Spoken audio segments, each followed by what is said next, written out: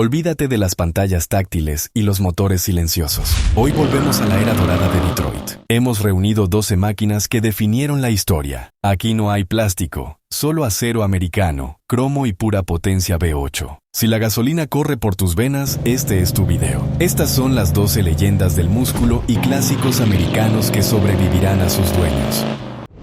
Número 12. En 1964, Pontiac no solo sacó un nuevo coche al mercado, soltó un animal, un muscle car con el alma de un rockstar y la elegancia de un puño americano envuelto en terciopelo. Este es el Pontiac GTO de 1964. El padre fundador, el que pateó la puerta del salón y gritó: Aquí manda el torque. Bajo el capó, latía un motor V8 de 6.4 litros, que en su versión Tri-Power, sí, 3 carburadores como si uno no fuera suficiente, entregaba hasta 348 caballos de fuerza y unas imponentes 428 libras a pie de torque. Una locura para la época, y una bofetada de respeto incluso hoy. Su velocidad máxima es de 200 kilómetros por hora, y si bien hoy en día eso lo hace un sedán familiar, en los 60, eso era básicamente una nave espacial con matrícula. Pasaba de 0 a 100 en 6.6 segundos, sin control de tracción, sin asistencias, sin nada. Solo tú, tus reflejos, y el rugido de un motor que parecía odiar el silencio. Y no era pequeño. El GTO medía 5.1 metros de largo y pesaba más de 1.600 kilos. Un auténtico mastodonte americano, pero con el estilo de una estrella de cine y la actitud de un bar de motociclistas. Y por dentro, te encontrabas con volante de madera, tapicería de vinilo, tablero con indicadores redondos cromados. Y claro, el velocímetro llegaba hasta 120 kilómetros por hora, aunque sabías que podía coquetear un poco más allá si te atrevías. Este auto no nació por accidente. Pontiac se saltó las reglas a propósito. General Motors prohibía motores grandes en autos medianos, pero los genios detrás del GTO simplemente dijeron: ¿y si lo hacemos una opción opcional y hacemos como que no sabíamos? Y así fue que nació la leyenda. Hoy, si tienes uno en el garaje, debes estar tranquilo. Pueden costar desde $60,000 hasta más de $150,000 en subasta, dependiendo de su estado y si conserva el Tri-Power. Pero más allá del dinero, tener un GTO del 64 es tener un pedazo de historia que todavía ruge. Un coche que no pedía permiso, pedía pista. Porque el Pontiac GTO no fue diseñado para encajar. Fue creado para dominar. Número 11. El Mustang ya era un éxito en 1964, pero entonces llegó Carroll Shelby y dijo: está bonito, pero necesita gritar más fuerte. Y así nació el GT350, el primer Mustang que dejó de ser solo un ícono juvenil para convertirse en un arma con ruedas. Debajo del capó, un V8 de 4.7 litros, preparado por Shelby para escupir 306 caballos de fuerza. Y eso en 1965 era como darle esteroides a un corcel. Alcanzaba los 329 libras a pie de torque, y sí, podías sentir cada uno apretándote contra el asiento. Pesaba apenas 1.200 kilos. Era ligero, corto, ruidoso y visceral. Pasaba de 0 a 100 en 5.9 segundos, y eso con neumáticos que hoy serían considerados de bicicleta gruesa. La caja era manual de 4 marchas, y no perdonaba errores. Si sabías usarla, te sentías como Steve McQueen persiguiendo criminales por San Francisco. Por fuera, el GT350 no abusaba del músculo, pero tenía una presencia amenazante.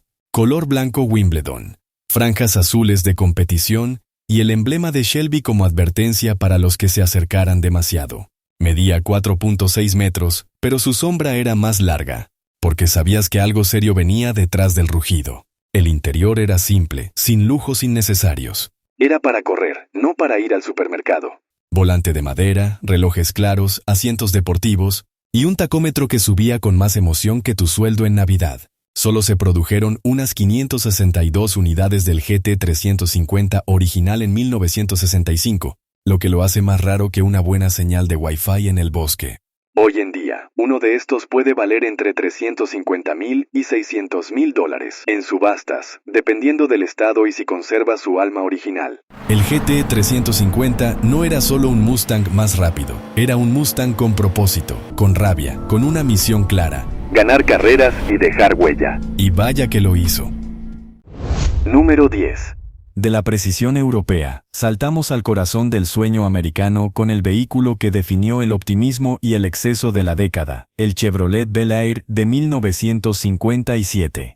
Este no es solo un auto, es un verdadero monumento rodante de la americana, el pico de la famosa generación 3.5. Su diseño es inconfundible y exagerado. Las icónicas aletas traseras, las líneas agresivas y la exuberante cantidad de cromo en su carrocería lo convirtieron en el símbolo de la prosperidad de la posguerra. Sus aletas, de hecho, no eran solo un adorno, sino una alusión directa al diseño de cohetes y aviones de combate, reflejando la obsesión de la era espacial en Estados Unidos. El Bel Air era un auto para todos. Se ofrecía en carrocerías familiares, sedanes, coupés y convertibles, y por ello tuvo unas ventas masivas, cimentando su estatus cultural. Pero su leyenda se forjó con la innovación bajo el capó.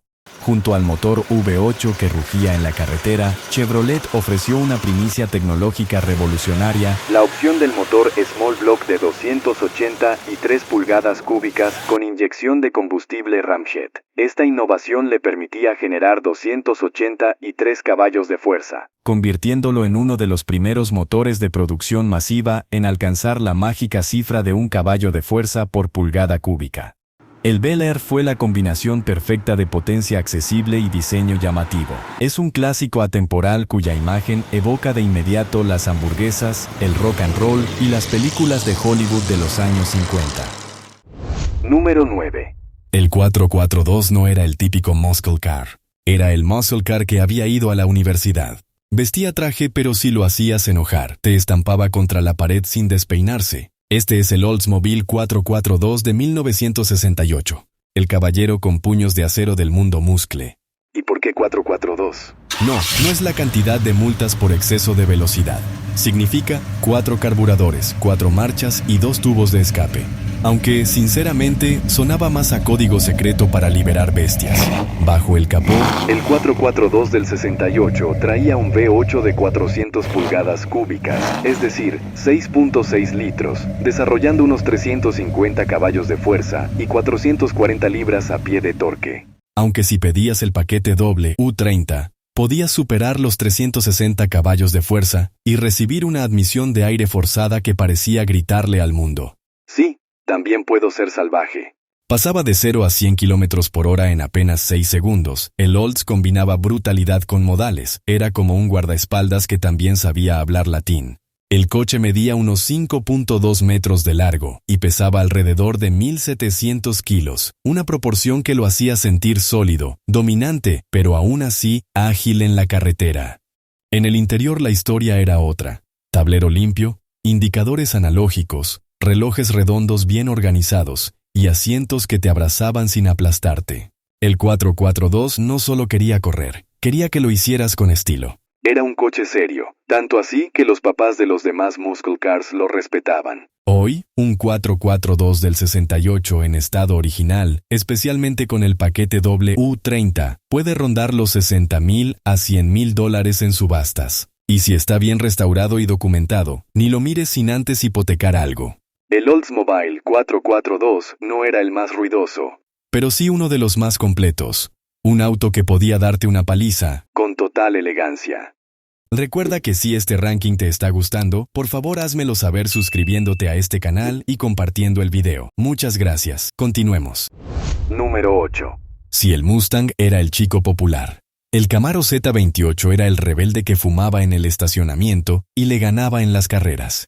Este es el Chevrolet Camaro Z28 de 1969, una bestia diseñada con un solo objetivo: dominar el circuito Trans Am y humillar a quien se le cruzara. No traía un V8 monstruoso de 7 litros como otros muscle, pero sí un V8 de 4.9 litros que rugía como si tuviera complejo de grandeza. Y vaya que lo tenía con razón.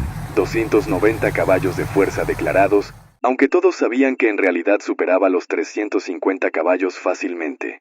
Chevrolet subestimaba la cifra para que cumpliera con las reglas de homologación. La caja era una Muncie de 4 velocidades manual, y si sabías moverla bien, podías volar de 0 a 100 en unos 5.3 segundos. Más rápido que el café que necesitas para ir a trabajar. Pesaba unos 1.400 kilos, lo cual, sumado a su corta distancia entre ejes, Le daba una agilidad que lo hacía sentir más como un depredador que como un muscle car tradicional.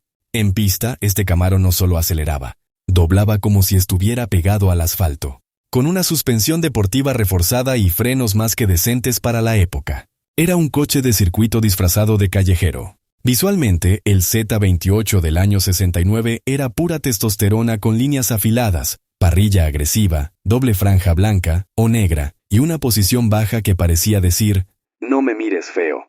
Medía 4.7 metros de largo y tenía más actitud que muchos SUV de hoy. Por dentro, no era lujo, era propósito.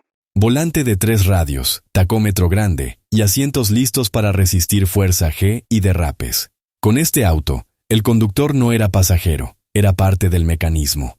Hoy en día, un Z28 del año 69 original, bien conservado, puede costar entre $80,000 y $120,000, y si es matching numbers, ni hablemos. Hay coleccionistas que venderían un riñón por él. El Z28 no necesitaba volumen para impresionar, porque lo que tenía era precisión, velocidad, y una reputación que hasta hoy se respeta. Era el cazador del circuito Trans Am. Y muchos aún siguen huyendo. Número 7. Dejamos atrás la comodidad flotante del Cadillac para adentrarnos en el terror de la carretera. A principios de los 70, el objetivo no era el lujo, sino la velocidad máxima en línea recta. A continuación, presentamos al ícono de la batalla de los muscle cars, el Dodge Challenger RT de 1970. Este es el auto que lo inició todo, justo antes de que se acabara. El Challenger RT es un ejemplar del legendario diseño E-Body de Chrysler. Es ancho, musculoso y grita rendimiento desde cualquier ángulo, con su parrilla dividida y sus tomas de aire funcionales. Su propósito era simple, ser el vehículo más llamativo y más potente que podías comprar. En 1970, el Challenger alcanzó su pico de brutalidad mecánica, justo antes de que las regulaciones de emisiones y la crisis del petróleo acabaran con la fiesta. La razón por la que este modelo es una leyenda y una pieza de colección es su motorización. Si bien las opciones de 6 cilindros existían, nadie compraba un RT para ahorrar gasolina. Hablamos de la posibilidad de montar el demoledor V8 440 Six-Pack o, en su versión más icónica y rara, el legendario EMI 426. Este motor era puro poder, no menos de 425 caballos de fuerza a 5.000 revoluciones por minuto, y un par motor descomunal de 490 libras-pie de torque, a solo 4.000 revoluciones, que hacía temblar el chasis. La única preocupación del conductor no era solo la transmisión, sino si el asfalto aguantaría esa fuerza bruta al pisar el acelerador. El Challenger se consolidó rápidamente como una estrella cultural, ayudado por su aparición en películas icónicas. Su manejo era tosco, su consumo obsceno y su potencia casi incontrolable, lo que lo hacía profundamente atractivo. Era un auto sin filtros, diseñado para dominar la carretera. Si buscas el ejemplar que define la agresividad, el Dodge Challenger RT del 70 es la pieza que no puede faltar en tu colección de clásicos de los 70. Número 6. Mientras los grandes sedanes y los muscle cars dominaban la primera mitad de la década, el mercado automotriz americano empezó a cambiar, y un coche que representó esa evolución a la perfección fue el Chevrolet Nova Concours de 1976. El Nova, que había sido una plataforma para autos más pequeños y funcionales, subió de categoría. El paquete Concours, en particular, era un intento de Chevrolet de ofrecer lujo y confort en un tamaño más compacto. Era el auto que un comprador de un sedán de tamaño completo consideraría cuando la gasolina empezó a ser un problema. El diseño del Nova Concours del 76 fue un reflejo de su propósito. Se alejó del estilo rudo y agresivo del Nova original y adoptó un look más elegante, con una parrilla más refinada y líneas más limpias. El Concours se distinguía por sus acabados de lujo, un poco de cromo extra y, en su versión con techo de vinilo, una apariencia que lo hacía ver más caro de lo que era. Era una muestra de que un auto no tenía que ser gigantesco para tener clase. Bajo el capó, la potencia del Nova era más que suficiente para el uso diario. Aunque podías conseguirlo con un motor de 6 cilindros en línea, el motor más popular era el V8 de 5.8 litros, que generaba alrededor de 165 caballos de fuerza y unas 260 libras-pie de torque. No era un auto para la pista, sino un vehículo confiable, fácil de mantener y con el poder suficiente para moverse con agilidad por la ciudad o la carretera. En el interior, el Nova Concours ofrecía una experiencia de lujo que no se esperaba de un coche de su tamaño. Con sus asientos anchos y acolchados, el tablero de instrumentos con acabados que simulaban madera y su tapicería mejorada, el Concours era una alternativa cómoda a los grandes sedanes de la época. Podías encontrarlo con aire acondicionado, radio AM/FM e incluso elevalunas eléctricos. Era un auto que ofrecía un equilibrio perfecto entre la funcionalidad y el lujo. Un dato curioso. El Chevrolet Nova Concours del 76 es un excelente ejemplo de cómo los fabricantes respondieron a la crisis del petróleo de los 70. Los grandes y sedientos muscle cars perdieron popularidad, y los compradores empezaron a buscar autos más pequeños, eficientes, pero sin sacrificar el confort, exactamente lo que el Concours ofrecía. Este es un auto que representa la transición de una era a otra. Mostró que la industria automotriz podía adaptarse a los tiempos sin sacrificar el estilo y la comodidad. Número 5. Si hubo un auto que capturó el espíritu rebelde y desmesurado de los años 70, fue el Pontiac Firebird Trans Am de 1977. Este no era solo un coche, era un ícono cultural, una declaración de libertad sobre ruedas. Si eres fanático de las películas de acción de esa década, es muy probable que ya sepas de qué estoy hablando. Este auto es una leyenda que saltó de la pantalla de cine para conquistar las calles. El diseño del Trans Am era pura agresividad y estilo. El modelo de 1977, en particular, es famoso por su frontal rediseñado, que se alejó de los faros circulares para adoptar un estilo más aerodinámico y angular, con una parrilla que se integraba perfectamente. Sin embargo, su característica más reconocible era, sin duda, el famoso Screaming Chicken, el ave fénix gigante en el capó. No era un simple gráfico, era el alma del auto. Bajo el capó de este ícono, la potencia no defraudaba. Aunque la crisis del petróleo había reducido la potencia de muchos autos, el Trans Am seguía ofreciendo opciones robustas. El motor más grande y deseado era el 6.6 litros V8, que en el modelo de 1977 producía alrededor de 200 caballos de fuerza y unas 325 libras-pie de torque. No eran los números de la era dorada de los muscle cars de los 60. Pero con un escape abierto, el sonido que salía de ese V8 era música para los oídos. La conducción era visceral, cruda y emocionante. El interior del Trans Am del 77 era tan atrevido como su exterior. Los asientos deportivos tipo cubo te mantenían en su lugar mientras tomabas las curvas, y el volante de 3 radios y el panel de instrumentos con relojes redondos te hacían sentir como un piloto de carreras. Podías optar por un paquete de lujo, pero honestamente, este auto era para conducir, no para admirar los acabados. Su cabina era el lugar perfecto para sentir la vibración del motor y escuchar ese rugido. Pero lo que realmente catapultó al Trans Am a la inmortalidad fue su papel como protagonista en la película de 1977, Smokey and the Bandit. En la película, el coche no era un simple vehículo, era el héroe, el compañero del legendario Bandit. Esto no solo disparó las ventas, sino que lo convirtió en un símbolo de la rebeldía y el espíritu libre de la época. El Pontiac Firebird Trans Am de 1977 es más que un auto. Es un pedazo de historia. Una estrella de cine y una leyenda que sigue acelerando en el corazón de miles de entusiastas. Número 4. Arrancamos nuestra cuenta regresiva con el auto que definió el estilo americano de los años 50. El Ford Thunderbird de 1955, conocido cariñosamente como el Little Bird, fue la respuesta de Ford al deportivo de Chevrolet, pero con una diferencia crucial: no era un auto de carreras, sino un auto de lujo personal. Hablar del Thunderbird es hablar de una década que celebraba el lujo accesible. Su silueta baja y ancha era pura elegancia. Ford lo diseñó para el placer de conducir, no para ganar en las pistas, y vino con el detalle sofisticado de un techo rígido removible que permitía transformarlo de un coupé a un descapotable con un solo movimiento. Bajo ese capó se instaló un poderoso motor V8 de 4.8 litros. Este no era un motor que gritaba, era un motor que ronroneaba con autoridad. Con alrededor de 198 caballos de fuerza, ofrecía una experiencia de manejo suave, cómoda, pero con la potencia suficiente para sentir el rugido de Detroit. El resultado fue un éxito instantáneo. En su primer año, el Thunderbird vendió más de 16,000 unidades, superando con creces a su rival. Este auto es más que un clásico, es un pedazo rodante de americana. Que representa el optimismo, el cruising con estilo y la elegancia desenfadada de la posguerra. Por su valor estético y su papel cultural, se mantiene como una de las piezas más coleccionables de la década. Número 3.